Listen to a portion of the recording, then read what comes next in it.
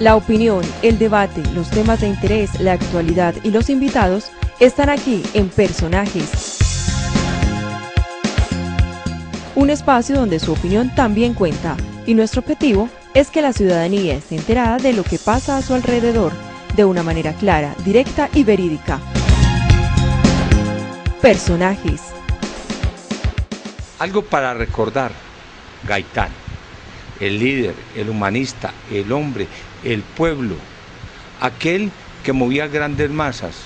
Hoy lo presentamos aquí en CNC, programa Personajes, como soldados que somos de Dios nuestro Señor. Ante el agrietamiento de la oligarquía, ante el hecho de no haber podido imponer los candidatos contra la opinión pública, ante el hecho de haber puesto al Partido Conservador a decidir de la suerte del candidato liberal y no haberlo logrado, ante el peligro de esta avalancha humana que no mi nombre, siempre la restauración moral y democrática de la República, libra una batalla, librará una batalla, vencerá a la oligarquía liberal y aplastará a la oligarquía conservadora.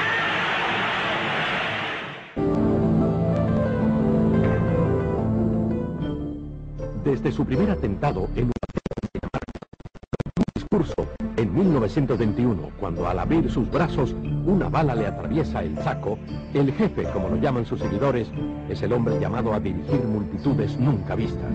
Hijo de una maestra y de un librero, es la combinación perfecta para canalizar el descontento popular, ya que los maestros hacen la revolución cultural en América Latina.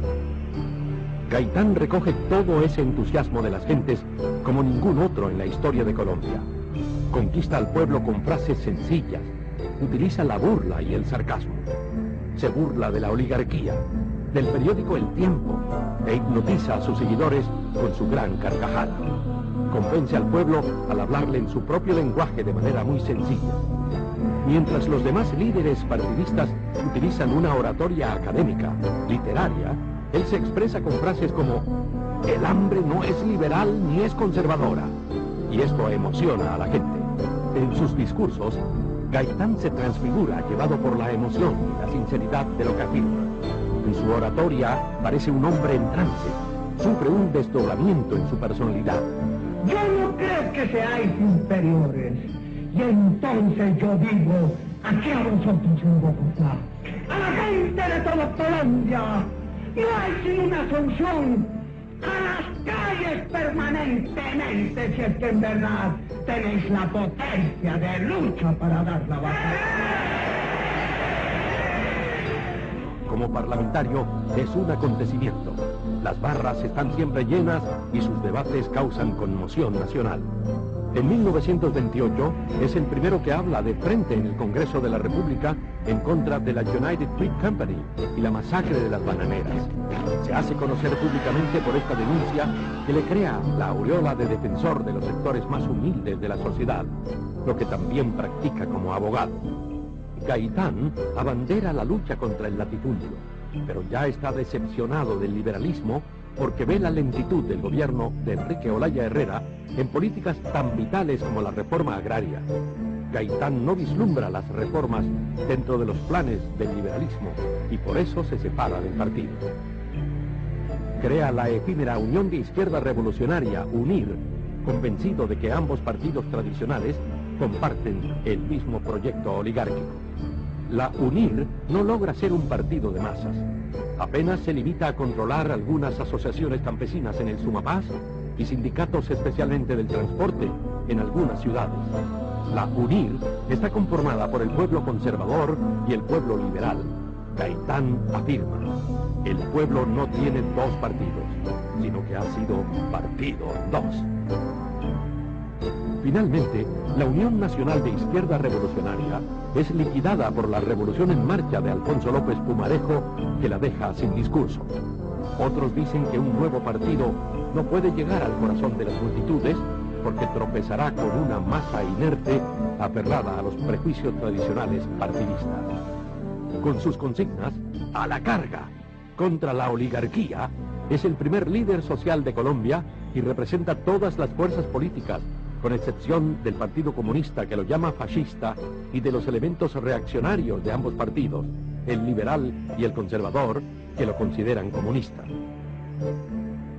Lo llaman fascista porque viene de Italia cuando el fascismo está en auge, o tal vez porque crea ciertas clases de organización popular comunes en Italia y Alemania, como la marcha de las antorchas en los desfiles o la propuesta de milicias de las camisas rojas, aunque solo quiere organizar las bases populares en un sentido reivindicativo.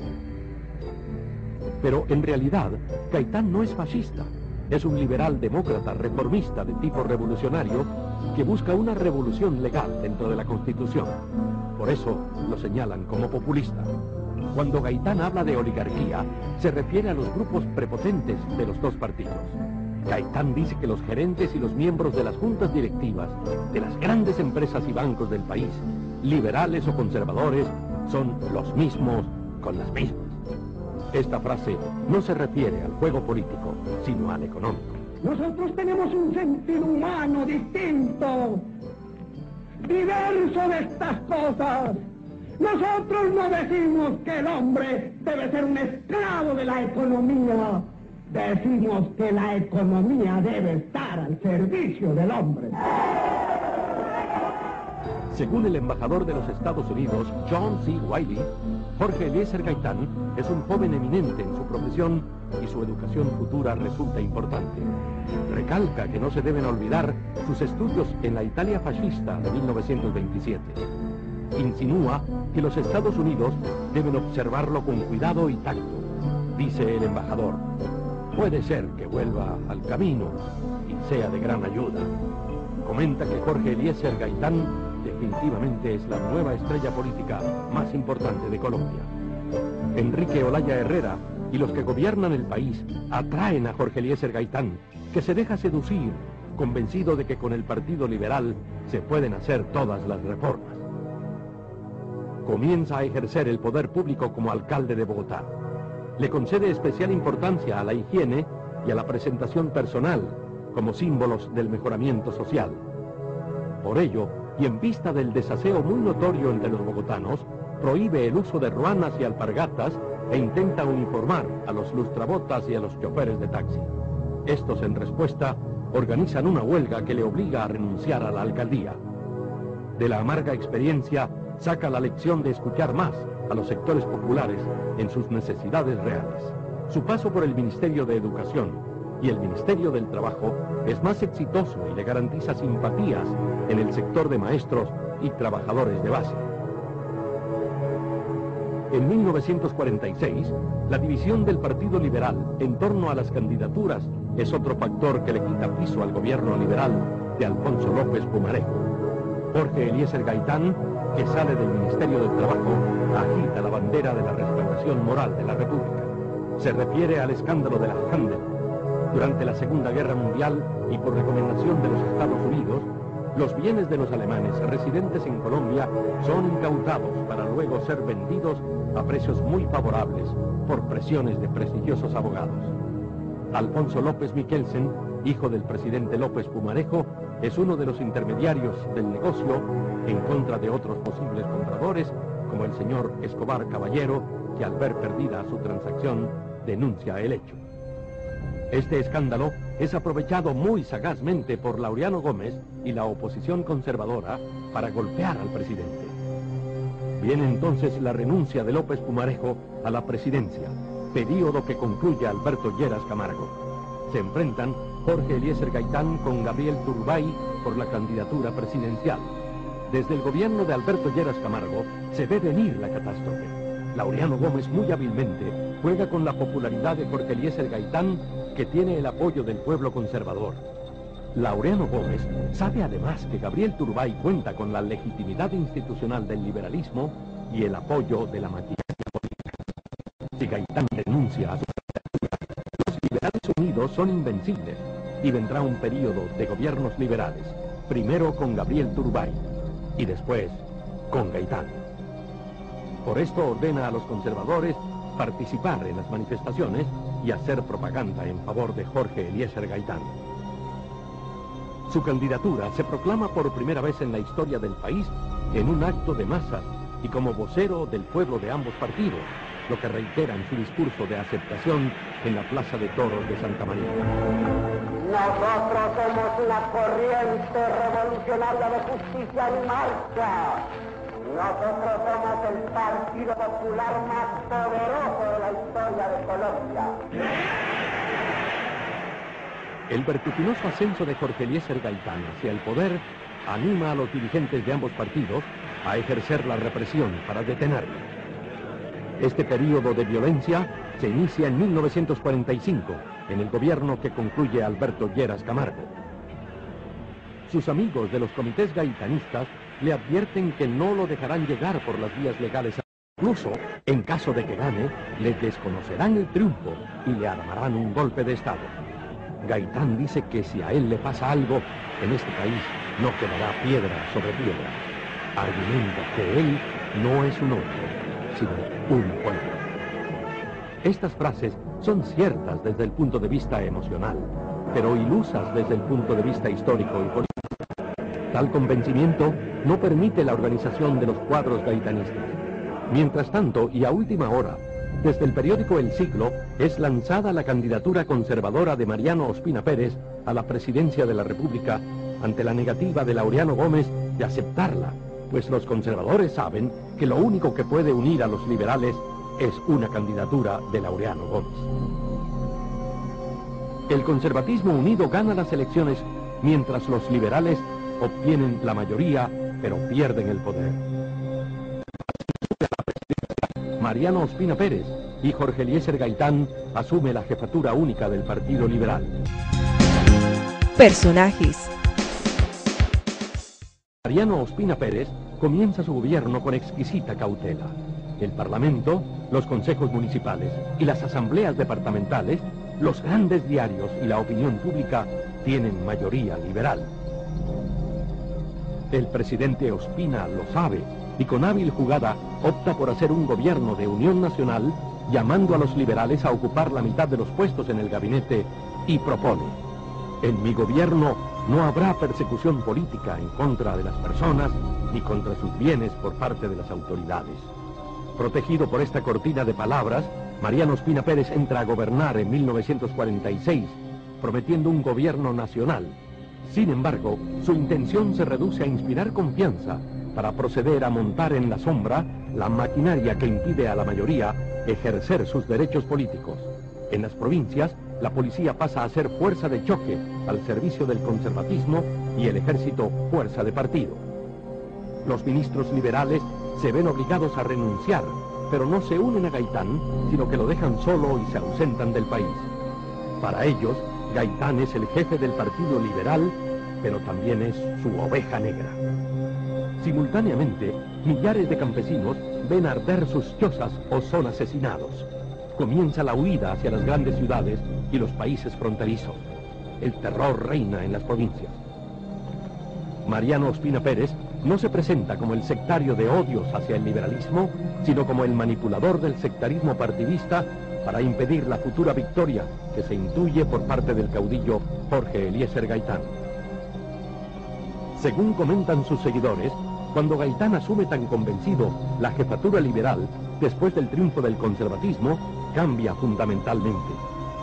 Ya no es el antioligárquico, ya no recibe a los jefes de zona, ni a los dirigentes populares con el entusiasmo que lo hacía antes. Hay que hacerle mucha antesala al jefe, porque siempre está con los dirigentes del partido a escala nacional. Cuando se confeccionan las listas para el Congreso, el gaitanismo de Bogotá considera que lo más justo y conveniente es que Pedro Garzón quede en un renglón para el Congreso, en reconocimiento a sus grandes servicios a la causa de Gaitán. Al exponerle esto a su jefe, les contesta que si acaso consideran a Pedro Garzón como un doctor Echandía, o un doctor López, o como un doctor Santos. Esto ocasiona un receso en las actividades de los antiguos comités gaitanistas. Ya no planean actividades como la Marcha del Silencio, que se realiza en nombre del Partido Liberal y a cuya cabeza marcha Julio César Turbay Ayala. Los antiguos gaitanistas dicen: ahí sí salieron los de arriba a mostrarse.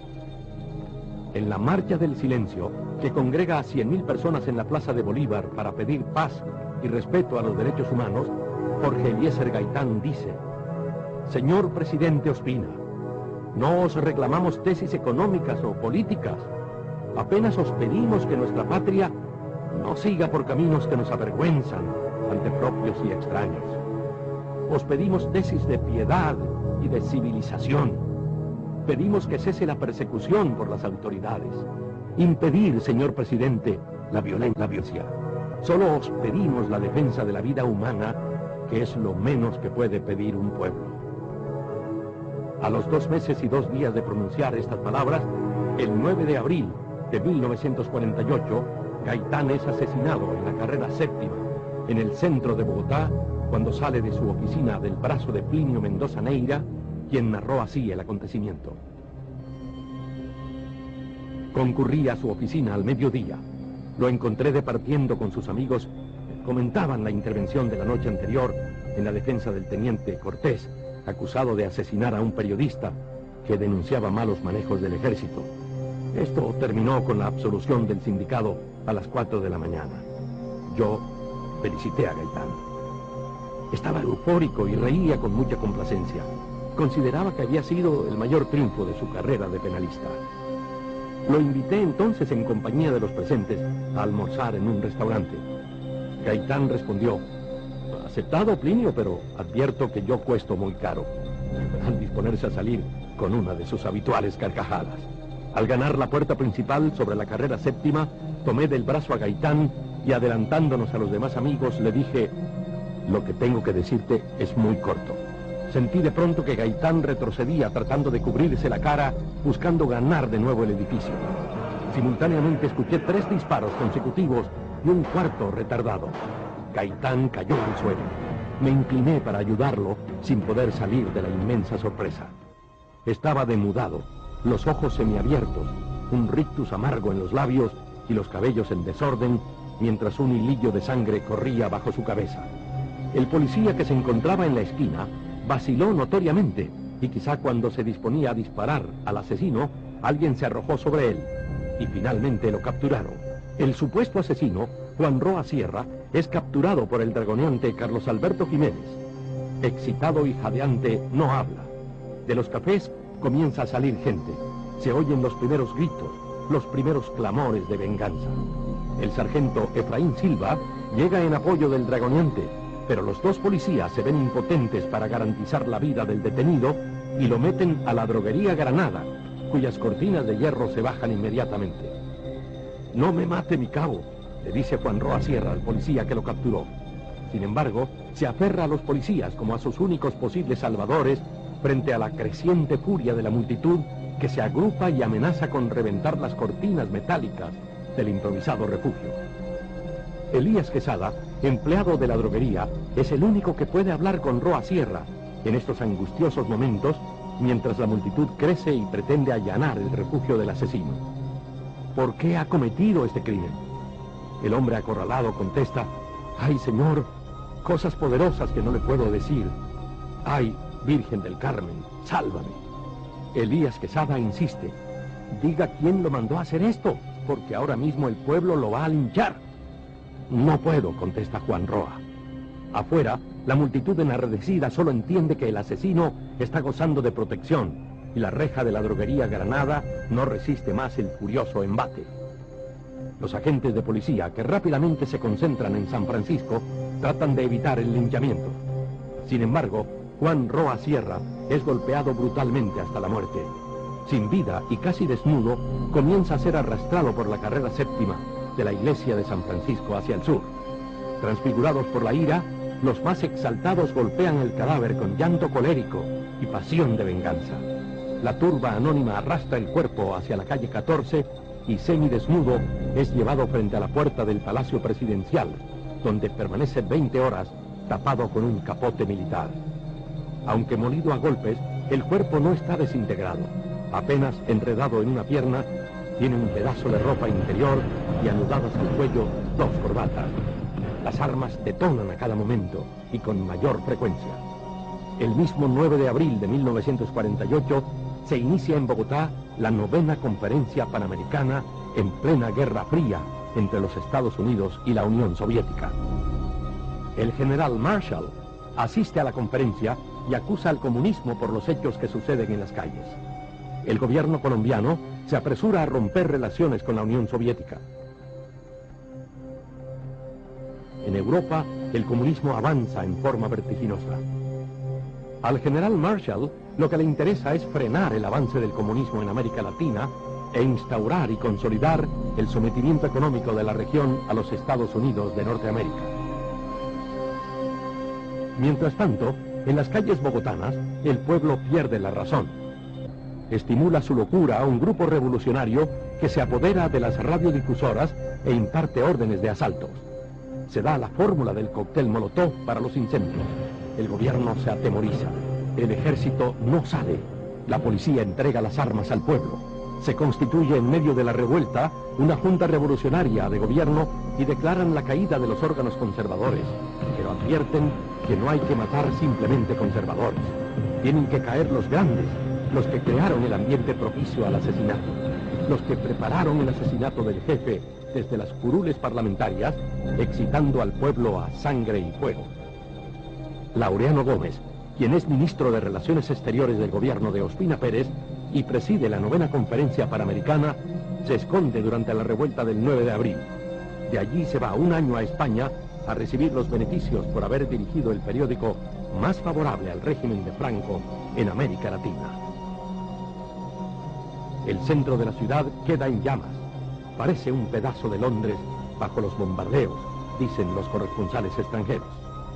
Sin embargo, el hecho es que se ha asesinado al hombre que por su prestigio popular constituía el único obstáculo insalvable para que las élites se perpetuaran en el poder. El pueblo enfurecido está enterado de que los líderes liberales se encuentran en Palacio negociando con el gobierno. Entre ellos, Carlos Lleras Restrepo y Plinio Mendoza Neira. Piden sus cabezas. A Palacio es la consigna. No cesan los disparos, las explosiones y los incendios. En la noche, el alcohol de las tiendas saqueadas empieza a hacer sus efectos en medio de incendios y de un violento aguacero, mientras crece el número de muertos. Los barrios se lanzan sobre el centro de Bogotá. Se forma una gigantesca manifestación que cubre la carrera séptima y avanza hacia el Palacio Presidencial.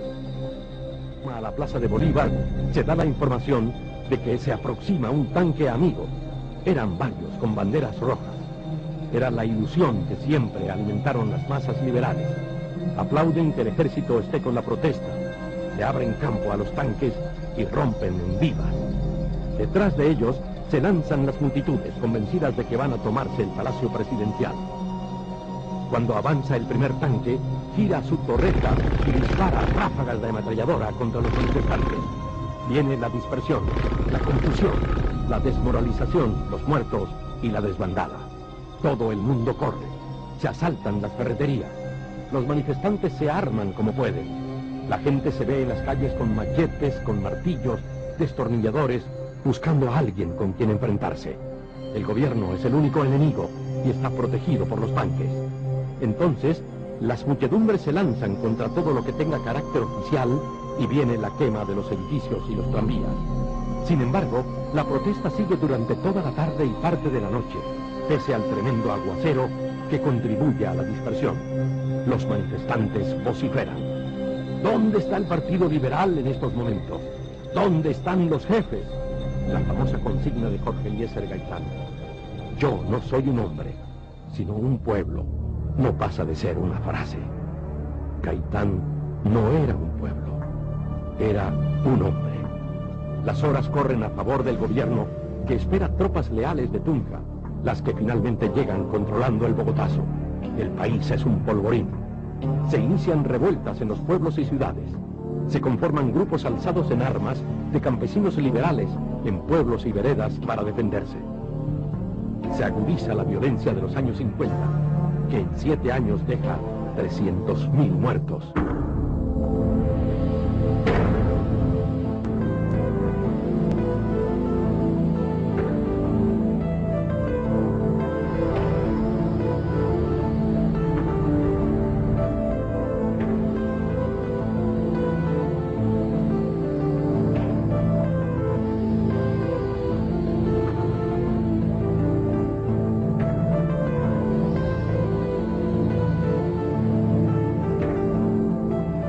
Espero hayan disfrutado de este programa, que estén con nosotros en compañía y como siempre, que la Navidad sea próspera y feliz para ustedes en sus hogares.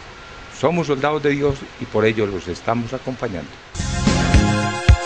La opinión, el debate, los temas de interés, la actualidad y los invitados están aquí en Personajes. Un espacio donde su opinión también cuenta y nuestro objetivo es que la ciudadanía esté enterada de lo que pasa a su alrededor de una manera clara, directa y verídica. Personajes.